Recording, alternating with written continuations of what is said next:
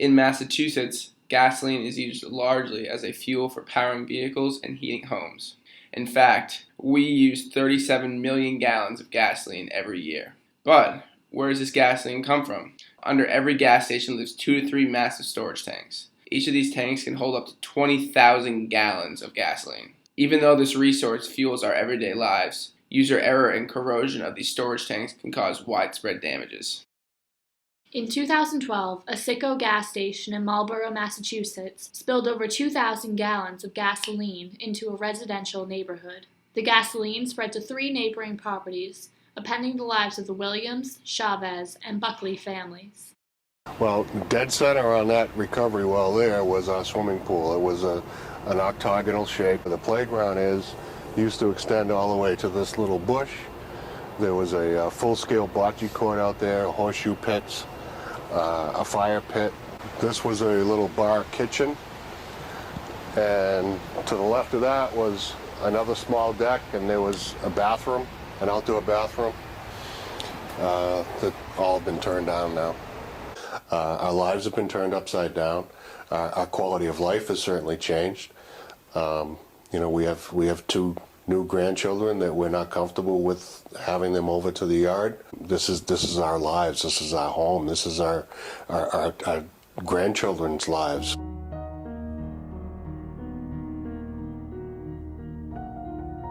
The Marlborough spill is only one of many similar cases throughout Massachusetts. In the event of these spills, Massachusetts has 2 laws that govern their cleanup. Massachusetts Law 21E governs hazardous spill cleanups, including underground storage tank spills. This law states that in the event of a spill, the owner or operator of the underground storage tank is responsible for cleaning up the entirety of the spill, regardless of property lines.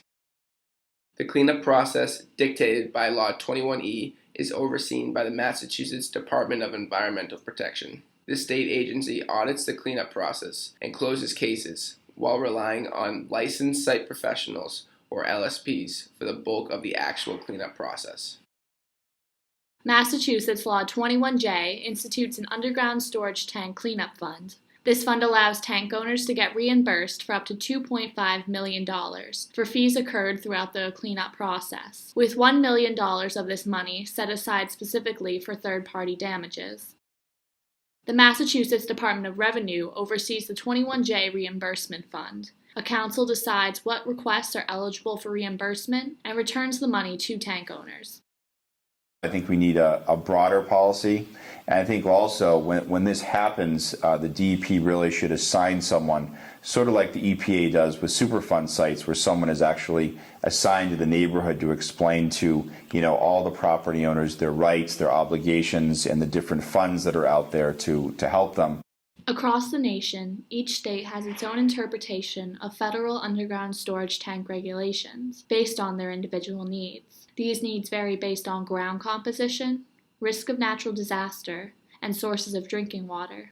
We have identified 4 states with comprehensive cleanup policies. In Florida, there is no cap on spill funding, as the amount of money varies greatly case by case. When a spill occurs, the responsible party, licensed site professional, and the Florida Department of Environmental Protection discuss the cleanup plan, ensuring that the spill is cleaned up in a low-cost and efficient manner. If groundwater becomes impacted by the spill, an official from the Florida DEP will step in to oversee the process. In New Hampshire, the party responsible for an oil spill can receive up to $2 million to clean up the spill. If groundwater is impacted, there is a New Hampshire Department of Environmental Services official assigned to the spill, who works with the environmental consultant in charge of the case. This official also sends out reports to the community about the contamination. In New Jersey, the funding cap for a spill is between $2 and $3 million, depending on the population density at the spill site. Not only can the responsible party access this money, but impacted third parties can also request money from the fund. In addition, the responsible party must send letters out to the community notifying them of the spill and explaining the cleanup process they have chosen. In New York, there is no funding cap for spills, as it is determined on a case-by-case basis. Like in New Jersey, both the responsible party and any impacted third parties can access this money. In order to keep cleanup costs as low as possible, the environmental consultant must meet with the New York Department of Environmental Protection and the responsible party to agree upon a cleanup method and price before the process begins. In order to make Massachusetts' underground storage tank oil spill policy comprehensive, stronger legislation is needed.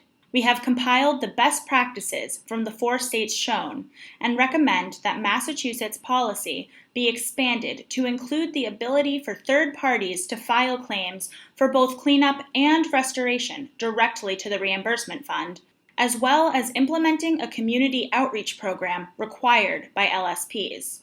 In addition, further research should be done to assess the level of Mass DEP involvement in spill cleanup and what challenges might be faced when implementing these new policies.